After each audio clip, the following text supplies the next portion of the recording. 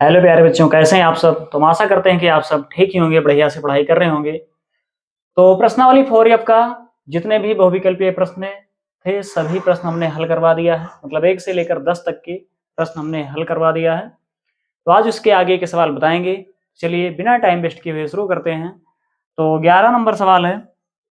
इसमें कह रहा है एक वर्ग समीकरण के मूलों का योग 5/4 और अंतर 1/4 है, तो समीकरण ज्ञात कीजिए। ठीक है, वर्ग समीकरण मतलब होता है द्विघात समीकरण। तो इसमें मूलों का योग दिया है और अंतर दिया है, समीकरण ज्ञात करना है। तो देखिए ध्यान से, इसमें जो है पहले मान लीजिए, मान लो मूल मान लीजिए। ठीक है, द्विघात समीकरण में कितने मूल होते हैं? 2 मूल होते हैं। ठीक है, माना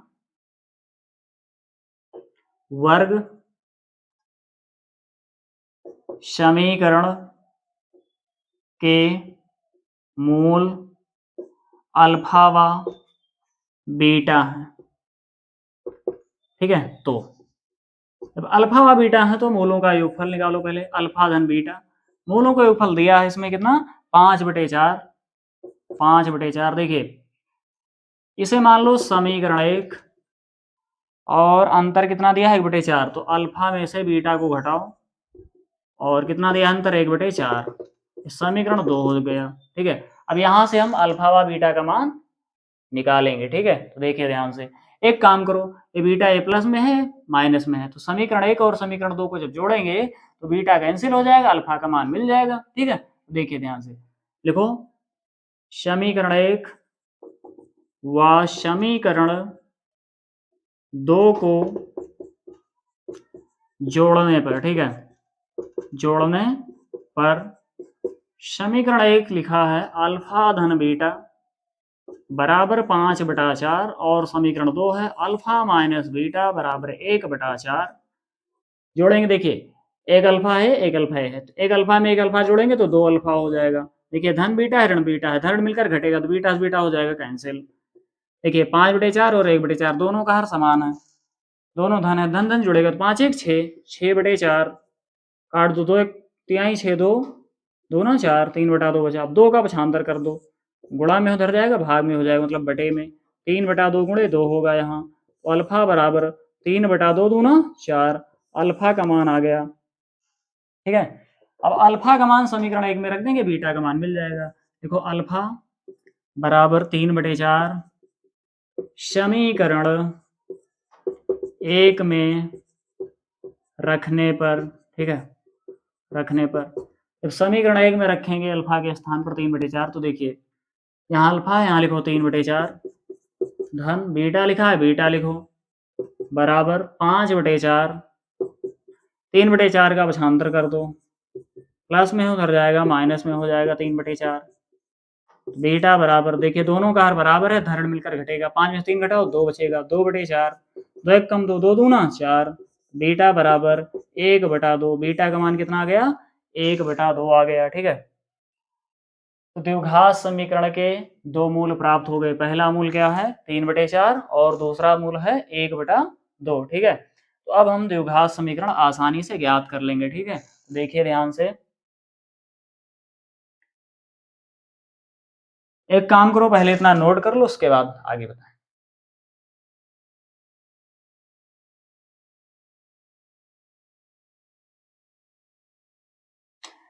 चलिए आगे देखिए,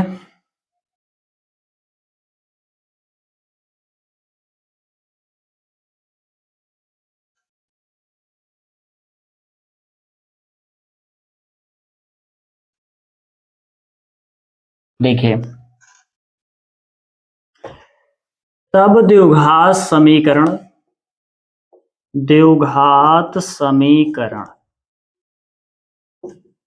इसका सूत्र होता है x² माइनस मूलों का योगफल, मतलब अल्फा धन बीटा, मूलों का योगफल इंटू x प्लस मूलों का गुणनफल, मतलब अल्फा गुणे बीटा, ये होता है फार्मूला बराबर 0। ठीक है, तो ये सूत्र होता है, इसी सूत्र पर मान रखेंगे अल्फा व बीटा का। देखिए ध्यान से, x² माइनस अल्फा धन बीटा, देखिए अल्फा का मान क्या है? 3/4 है, 3/4 रखो, धन बीटा, बीटा का मान क्या है? 1/2 है, यहाँ 1/2 रखो, ब्रैकेट बाहर x है प्लस अल्फा गुणे बीटा, अल्फा का मान 3/4 गुणे बीटा का मान, बीटा का मान है 1/2, 1/2 रख दो बराबर 0, ठीक है। एक्स स्क्वायर माइनस, यहाँ हर नहीं बराबर, हर बराबर कर लो, तो 4 है, तो देखिए 2 के पहाड़ा में 4 आ रहा है ना, 2 दूना 4, 2 से अंश में गुणा करेंगे, 2 1 कम 2, तो हो गया 3 धन 2 1 कम 2/4, ब्रैकेट के बाहर x लिख लो, प्लस गुणा कर दो, 3 1 कम 3/4 दूनी 8 बराबर 0, तो एक्स स्क्वायर माइनस 3 में 2 जोड़ो 5/4 और x लिख लो धन 3/8 बराबर 0। तो प्यारे बच्चों यही हो जाएगा द्विघात समीकरण, ठीक है, आंसर। इसे नोट कर लीजिए, उसके बाद अगला सवाल बताएं।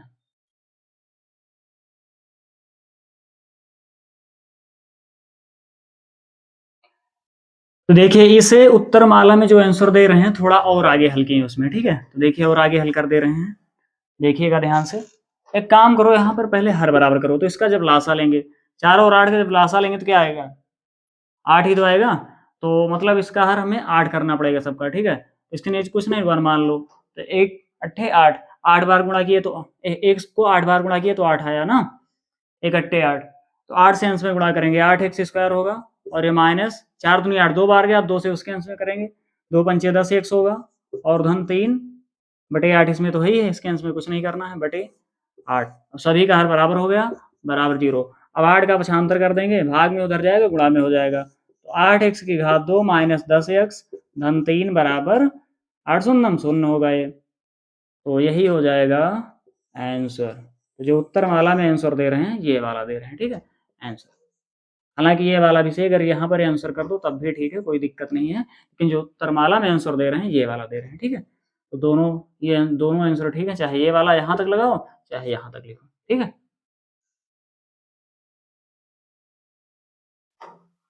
तो 12 नंबर सवाल देखिए, इसमें कह रहा है उस द्विघात समीकरण को ज्ञात कीजिए जिसके मूल -3 और -1 है। इसमें मूल दिया है, द्विघात समीकरण को ज्ञात करना है, तो देखिए ध्यान से,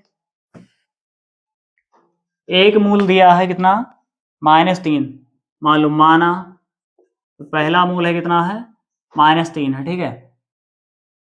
द्विघात समीकरण के दो मूल जो दिए गए हैं उसी को लिखो, ठीक है। द्विघात समीकरण के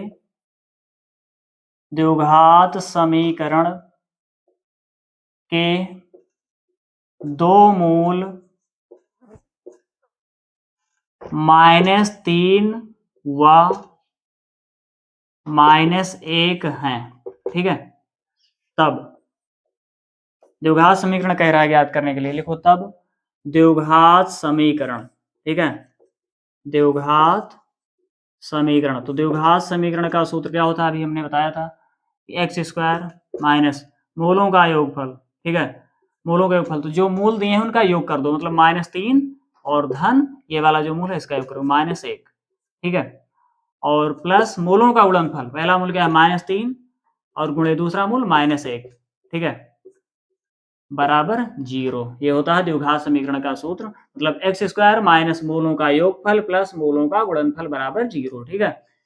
एक्स स्क्वायर माइनस यहाँ -3, देखो धन का गुणा ऋण 1, एक मिनट, एक्स भी होता है ब्रैकेट के बाहर, सूत्र लिख दे रहे हैं, एक मिनट देख लीजिए। द्विघात समीकरण का जो सूत्र होता है, नोट कर लो इसे, द्विघात समीकरण का फार्मूला होता है एक्स स्क्वायर माइनस मूलों का योगफल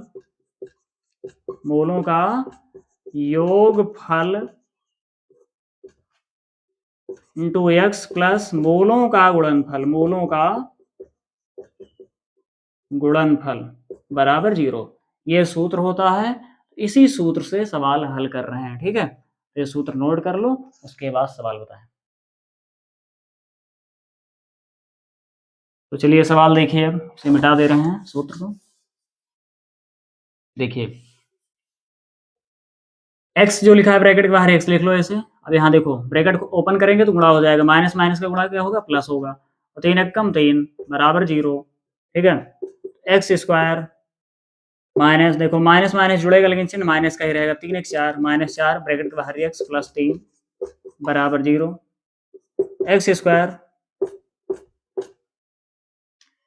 देखो ऋण ऋण का गुणा धन होगा, 4x धन 3 बराबर 0।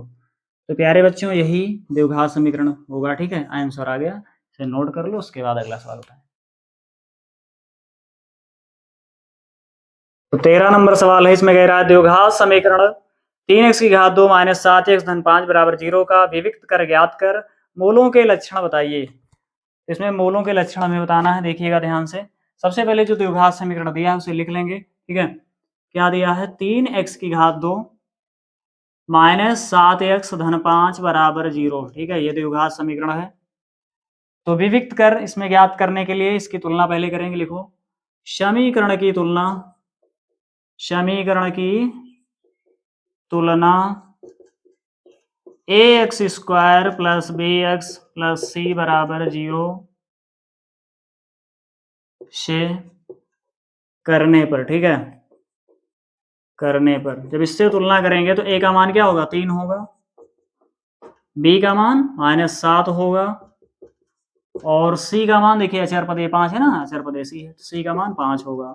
ठीक है, तब विविक्त कर ज्ञात कर लो, लिखो विविक्त कर, विविक्त कर, विविक्त कर का प्रतीक d होता है, d लिख लो ब्रैकेट में। ठीक है, सूत्र इसका होता है B square minus 4ac, B के स्थान पर बी वाला मान रखो, -7 है, -7 रखो, स्क्वायर लगा, स्क्वायर करो, -4ac, ए के स्थान पर ए का मान 3 और सी के स्थान पर सी का मान 5।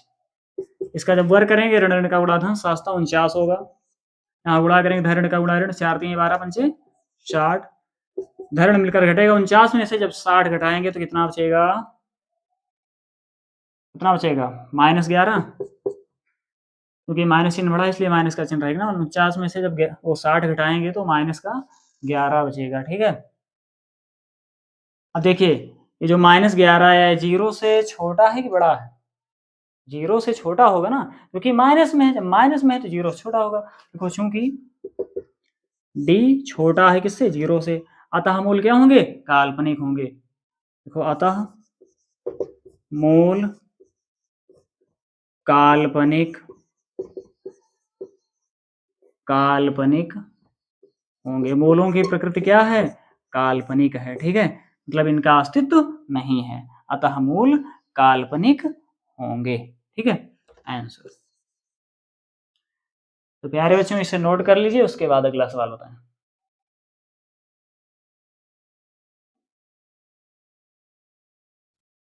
तो 14 नंबर सवाल देखिए, 3 वर्ष पूर्व रहमान की आयु का व्युत्क्रम अब से 5 वर्ष पश्चात आयु के व्युत्क्रम का योग 1/3 है, उसकी वर्तमान आयु ज्ञात कीजिए। ध्यान से देखिएगा।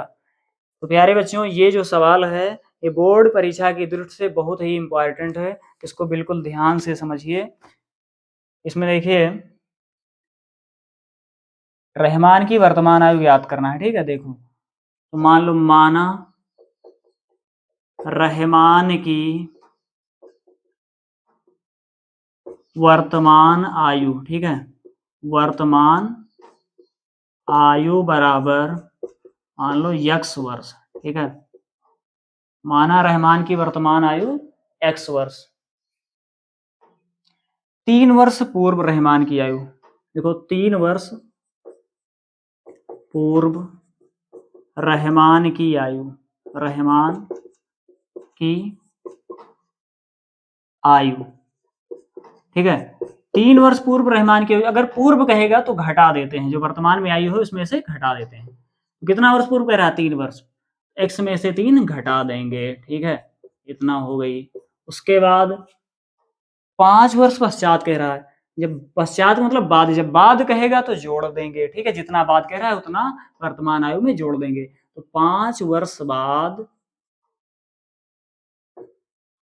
रहमान की आयु, रहमान की आयु, ठीक है, वर्तमान में कितनी है, x है, तो 5 वर्ष बाद कितना हो जाएगी, x धन 5 वर्ष हो जाएगी। ठीक है, देखो तब प्रश्नानुसार, प्रश्नानुसार देखिएगा ध्यान से,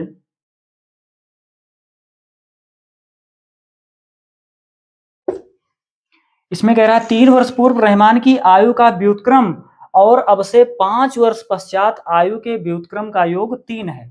मतलब इसकी आयु का व्युत्क्रम मतलब x माइनस 3 का जब व्युत्क्रम करेंगे तो देखिए इसके नीचे मान लो 1 है तो इसका जब व्युत्क्रम मतलब उल्टा, तो इसका उल्टा करेंगे तो 1 ऊपर हो जाएगा, x माइनस 3 नीचे, मतलब 1/x माइनस 3 होगा। ठीक है, प्लस इसका भी जब व्युत्क्रम करेंगे तो x प्लस 5 मान लो नीचे 1 है। ठीक है, किसी भी संख्या के नीचे हम 1 लिख सकते हैं। तो जब इसका उल्टा करेंगे तो 1 ऊपर चला जाएगा, x धन 5 नीचे आ जाएगा। ठीक है, तो ये हो जाएगा 1/x धन 5 और इसका योग दिया है 1/3। 1 मिनट, 3 वर्ष पूर्व रहमान की आयु का व्युत्क्रम ना x माइनस 3 है ना, तो 1/x माइनस 3 होगा और यहाँ 1/x धन 5। हाँ अब ठीक है, और हाँ व्युत्क्रम का योग दिया है कितना, 1/3। मतलब 3 वर्ष पूर्व रहमान की आयु इतना है तो इसका व्युत्क्रम ये होगा।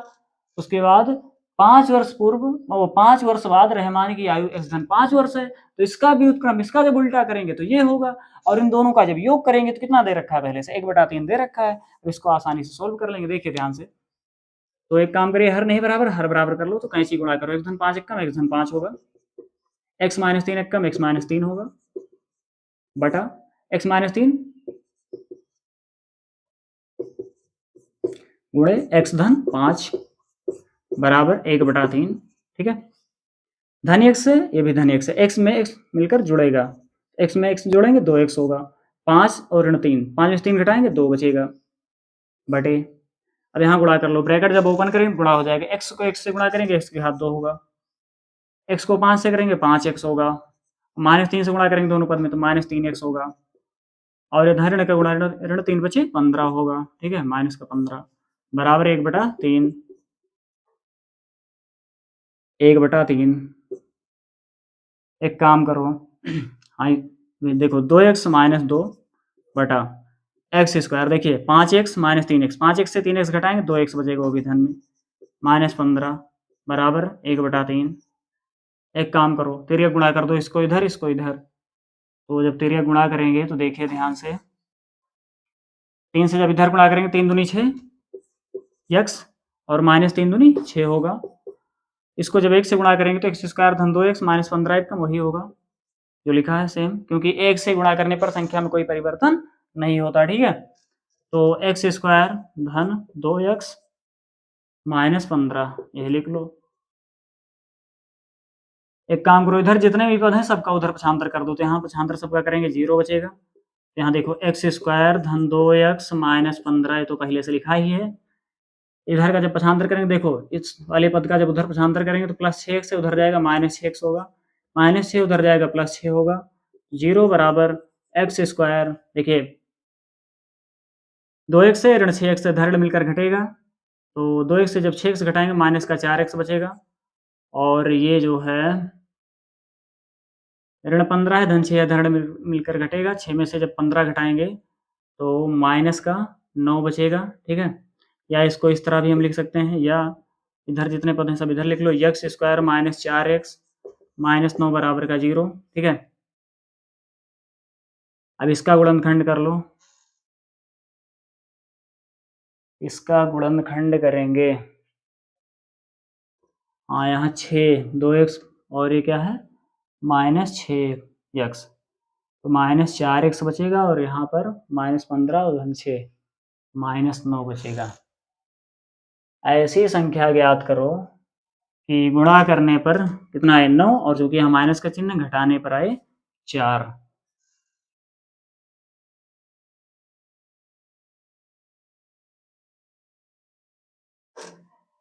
तो 1 मिनट देखिए, इसका गुणनखंड नहीं बन पा रहा है ना, चेक कर ले रहे हैं कहीं पे गलती तो नहीं हुई है।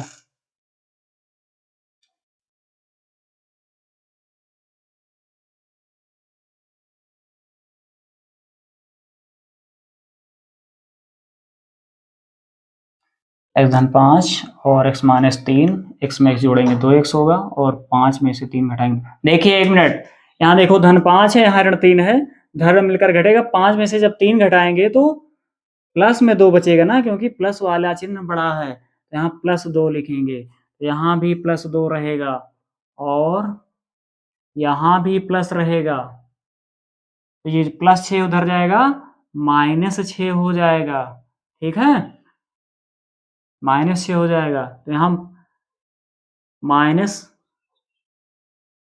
हाँ, यहाँ पर देखिए -15 है, -6 है, तो माइनस माइनस जुड़ेगा लेकिन चिन्ह माइनस का ही रहेगा। तो 15 छा 21, -21, तो यहाँ भी -21 होगा। अब देखिए,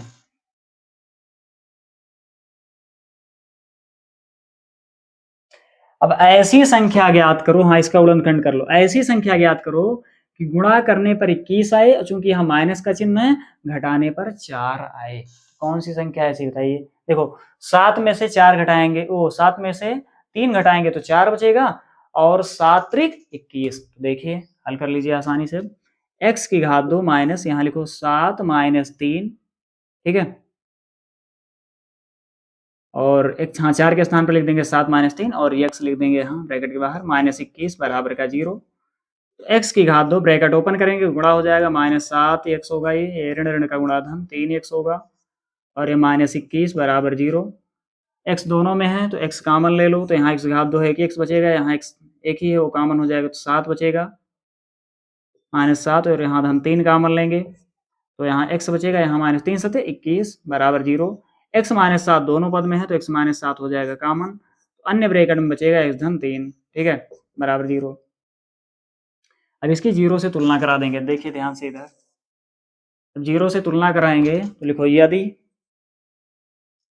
x -7 बराबर 0, तो x बराबर हो जाएगा 7, ठीक है, तो यदि अगला क्या है, x धन 3 बराबर 0, 3 का पक्षांतर करेंगे प्लस में है, माइनस में हो जाएगा, ये माइनस में है तो ये मान्य होगा नहीं, अग्राह्य होगा, ठीक है, अग्राह्य क्यों मान्य नहीं होगा? क्योंकि आयु हमेशा प्लस में होती है, माइनस में आयु कभी नहीं होती, ठीक है, तो अग्राह्य हो गया। लिखो अतः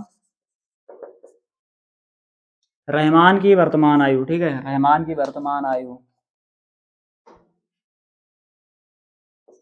रहमान की वर्तमान आयु बराबर कितना हो जाएगी, x का मान कितना है, 7 आया ना, x, हाँ, कितना हो जाएगी, 7 वर्ष, ठीक है, आंसर।